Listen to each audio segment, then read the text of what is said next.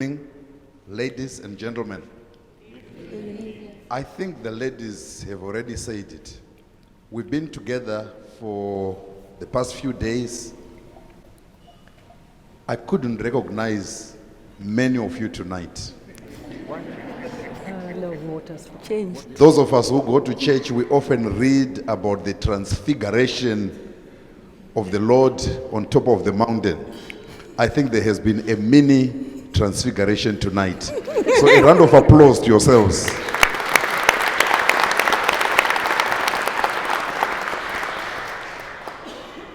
I'm very delighted, very pleased that once again we are here. We are here as a team from Old Mutual, a team representing Old Mutual's operations outside of South Africa in the rest of the continent. What excites me about our operations outside South Africa, they speak about the next best thing about to break out and to happen in Old Mutual. As many of you know, our organization was founded in 1865 by a group of settlers who arrived at the Cape of Good Hope before there was a nation state. But the sheer spirit of human endeavor in a hostile environment, in an uncertain environment, brought them together to deal with the challenges that they were facing. And they had a simple motto, captured in these words that we still use up to now. Ceteris amicus, which means a certain friend in uncertain times. That is what represents our organization. We are there for the ordinary people. We are there for those that have got dreams.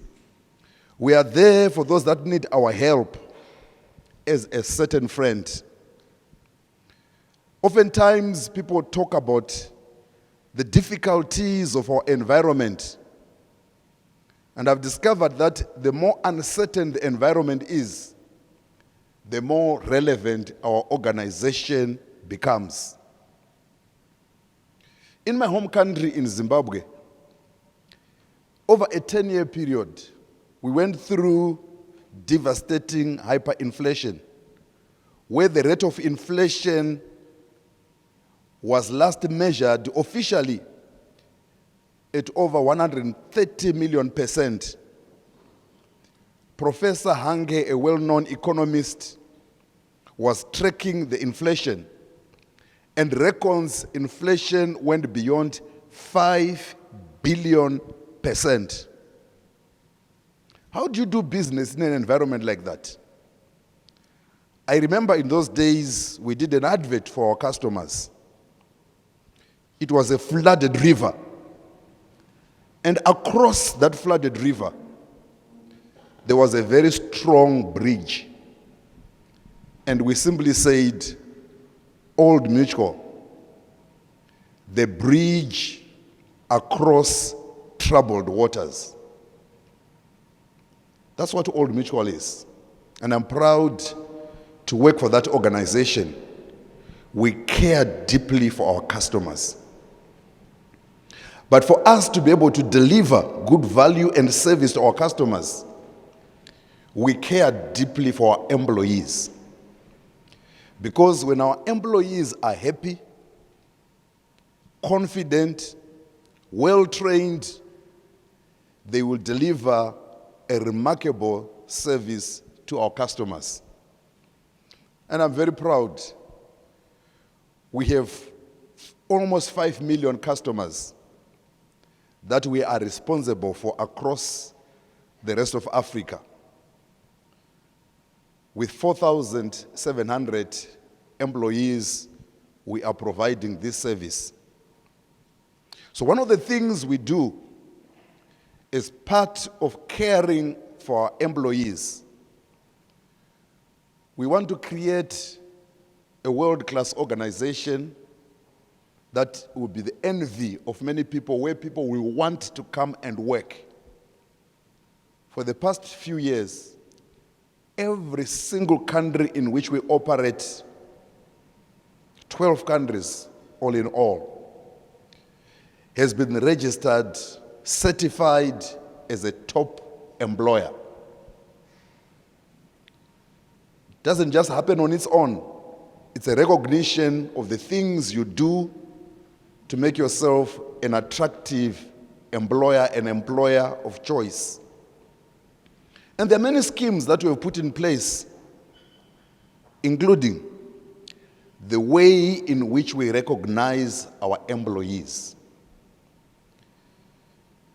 We have many, many recognition programs, and I'm not going to talk about them tonight so that I can quickly get on to the meat of my presentation tonight. The pinnacle, the platinum recognition scheme that we offer to our staff is the Offshore Convention, where we gather the top-notch performers and we bring them to a place like this. And for more than a week, we are spoiling them, pampering them, celebrating them, because winners must be made to feel like winners.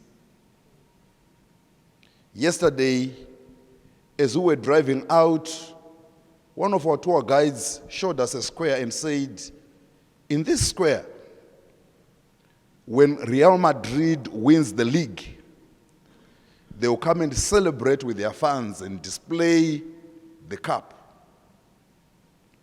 Then she proceeded to say, maybe they are going to come and parade the UEFA Championship League Cup. Hopefully, they will win it. This is how people behave when they have won. You don't celebrate in a corner or under a bushel. You seek the most visible place to display. This is tracked back to the ancient Roman days. There was something that they called the triumph. When a Roman general had conquered and brought, captured, defeated kings to Rome, there was a day that they called the day of the triumph, which was a victory parade.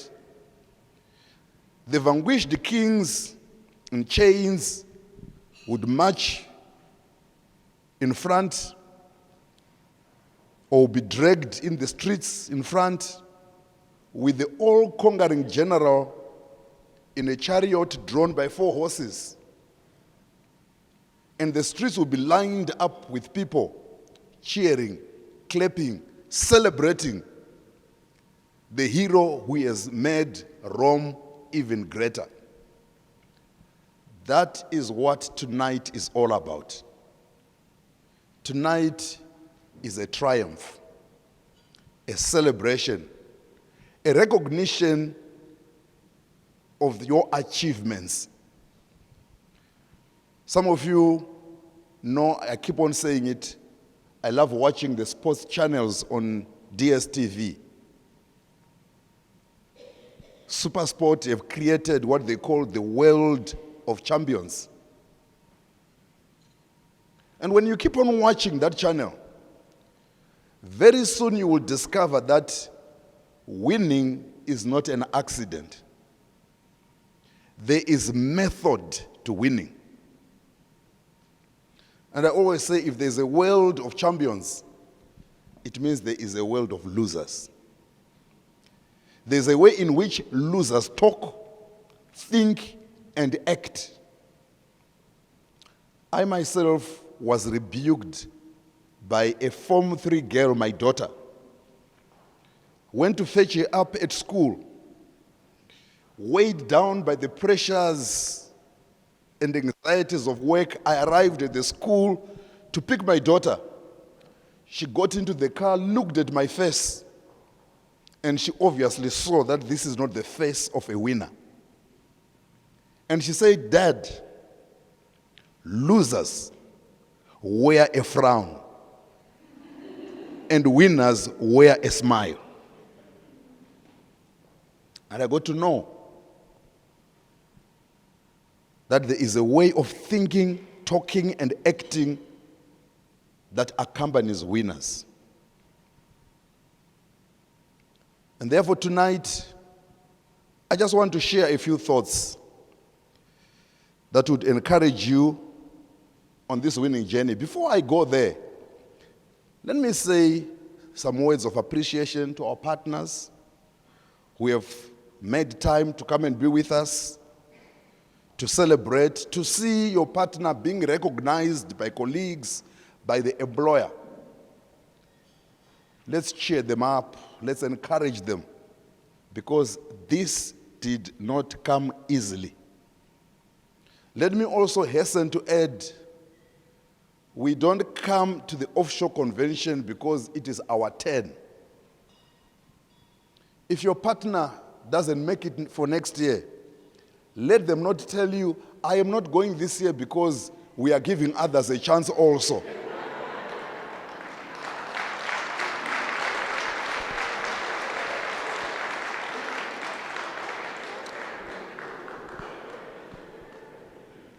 I have never heard Barcelona saying, "We are giving others a chance also." You will win and keep on winning and keep on winning.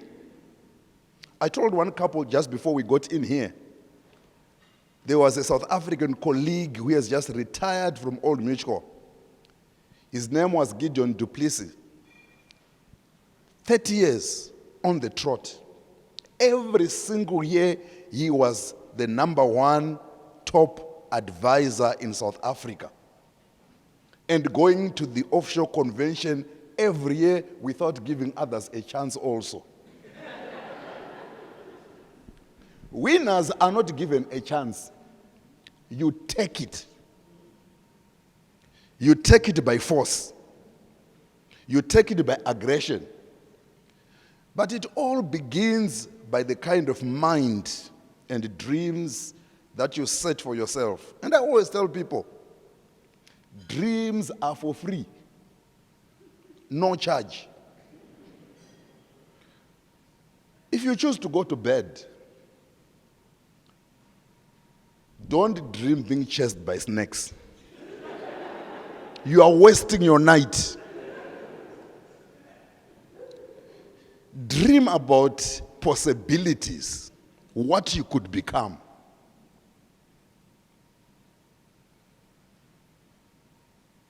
When we were growing up, I used to play a game of snakes and ladders. You throw a dice, you get a number, you start climbing up that board. And as you got close to 100, if you throw a dice, you might just get into a box where you get bitten by a snake and you go to the bottom. For some people, life is like the game of snakes and ladders. But for winners, life is a game of ladders and ladders. You just think that they have reached to the top, but they have another gear to scale.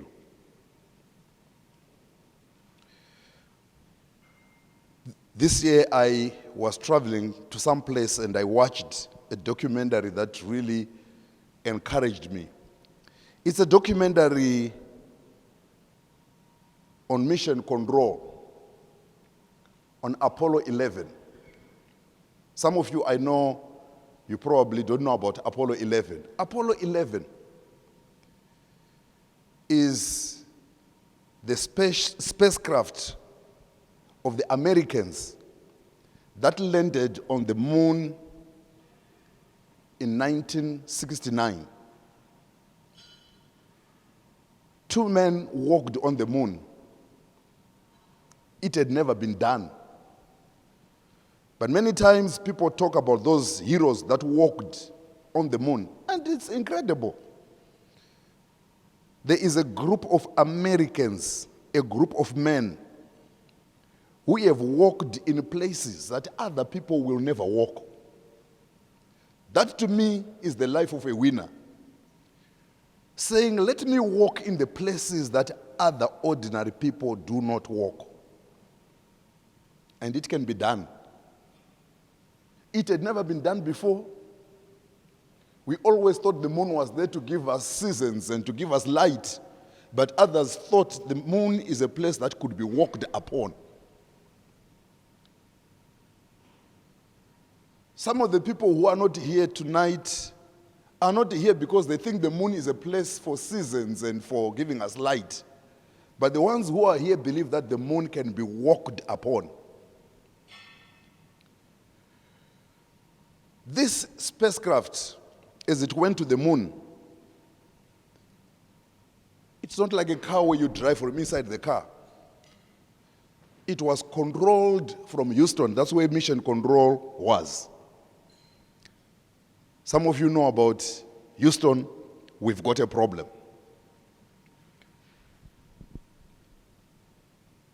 The mission director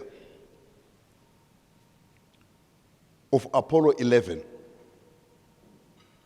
said a few words on the day that they actually landed that lunar rover that came out of Apollo 11 onto the moon. They called it the Eagle. That morning they were anxious. He gathered all the people in mission control into one room and he spoke to them. He told them, we have prepared very well for this day. Because they did not begin by landing a man on the moon. Before Apollo 11, there was a program called Gemini, where they just learned how to send a rocket into space. When I visited the Kennedy Museum, I saw the first rocket that was sent into space. It's a laughable piece of metal. You would almost think that people were mad to think that this thing can go into space. Small, cramped, but there it was. It got sophisticated with time until they learned how to do spacewalks. They changed from the Gemini program into the Apollo program. Until finally on that day, they were able to land somebody on the moon. So he told them, we prepared well for this day. Because if you are going to win, it's not by chance. A lot of preparation has to go into it. He told his team, I have locked those doors of the control room. And we are not getting out of here until either of three things happens. Either we are going to abort, or we are going to crash, or we are going to land this thing on the moon. And he told all of them, whatever decisions you make, I'm going to defend you. Everybody felt empowered. Then the best statement of all, which I can never forget, he said to them,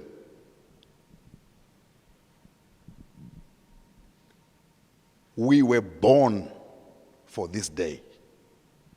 We were meant to be here. And I wondered how many people actually know why they were born. Here's a person who says, we were born for this day, and we were meant to be here. And on that day, that group of people landed the lunar rover on the moon.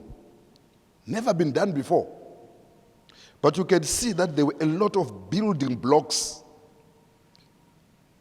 Nelson Mandela once said, big doors hang on small hinges. Big doors, they hang on small hinges. For you to be a winner, Identify the small hinges that contribute towards your success.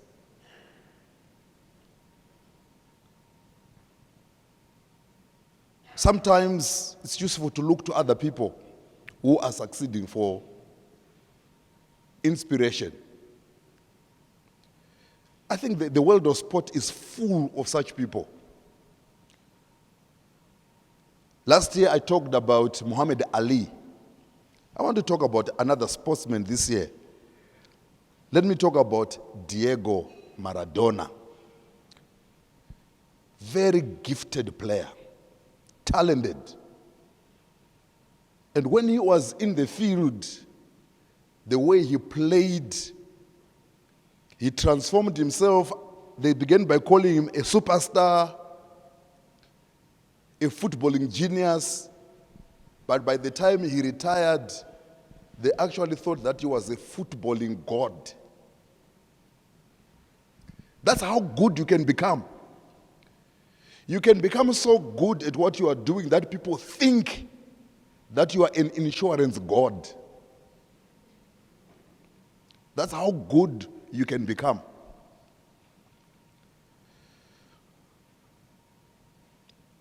(1986) World Cup semi-final. Scoreline was reading England 1, Argentina 1. Somebody was needed to do something special, and it had to be Maradona. Maradona scored a goal that up to now people don't know what it is. And they asked him about this goal. He said, Maradona, did you use your head or did you use your hand? And he said, the hand of God and the head of Maradona. Up to now, that goal is just called the hand of God goal. But there are some people who do what they do so well, and they do it so flamboyantly that even others just admire them. I was reading a story about Pele, who is arguably one of the best soccer players that came. In 1958, as the youngest player in World Cup football, playing against Sweden. Sweden was tipped to win the World Cup. But Pele made all the difference. And when he scored the last goal, which was the fifth goal, even the Swedes themselves said, we wanted to stop and just clap for the goal that he had scored. Even when your opponents want to clap for you, then you know you are doing what you are doing well. You guys, I want you to win so much that even those that you are competing against, they will clap hands for you.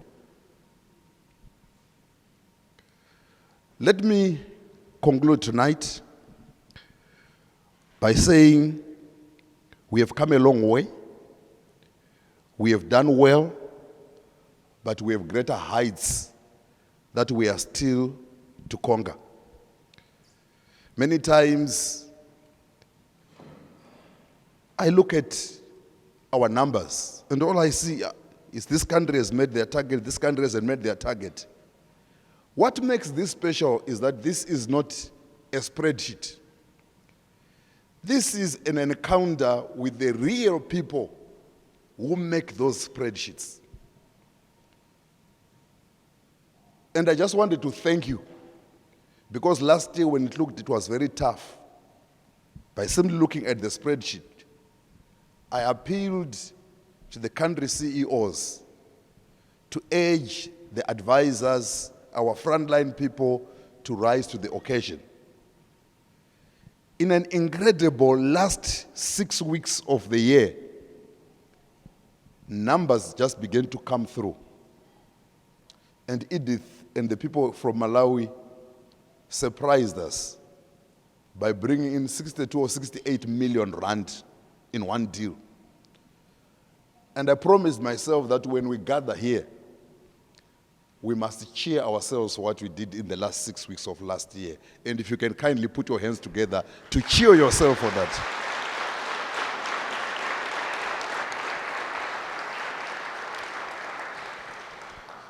As I will not get a chance to come back to the podium, I want to wish all of you safe travels. The colleagues from Namibia are going back tomorrow. It was incredible to have you in Mabea. Namibia is our top selling country in the rest of Africa, and I need us to recognize that.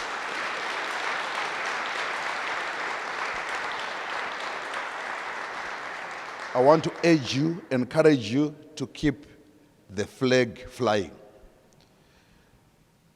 I know there were days when the rest of the countries in Africa were struggling to produce profits, and we kept looking up to Namibia, and Namibia kept producing the profits until one time the CEO then, Greg McIntyre, he brought in a cartoon which he put on the slides.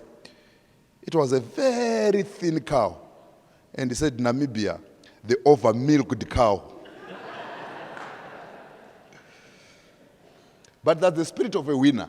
When you demand from them, they come to the party. So well done to our colleagues from Namibia.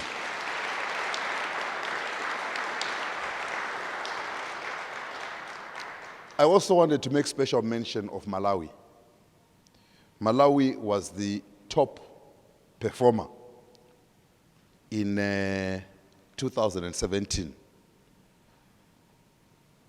And we're to tell the analysts that the superb profits that have come out of SADC, it was really because of the performance in Malawi. And what chuffs me is, this is a business that the first female CEO in the rest of Africa is heading in the form of Edith. So well done to Edith.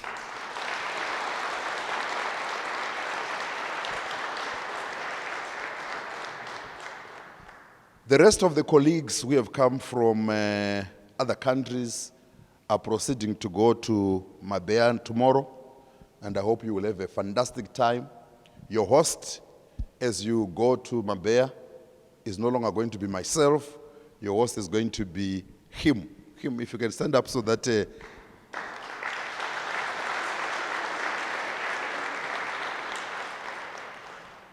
I'm handing you over into the hands of, capable hands of him. He will take care of you, and I'm sure you'll be as good as you have been to me with him.